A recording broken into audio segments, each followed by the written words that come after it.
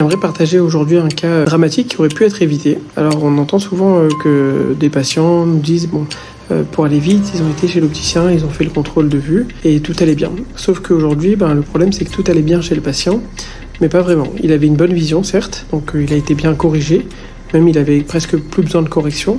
Cependant, il est arrivé chez nous et on a fait une découverte fortuite d'une hypertension oculaire à 31.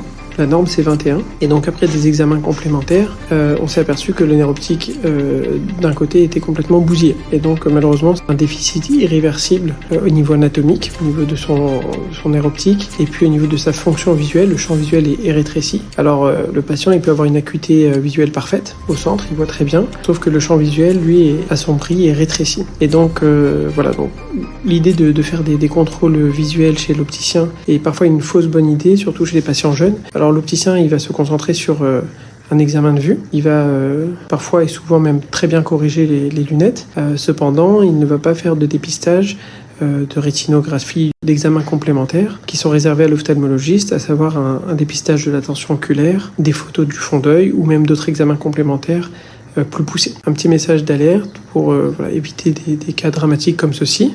Bonne journée.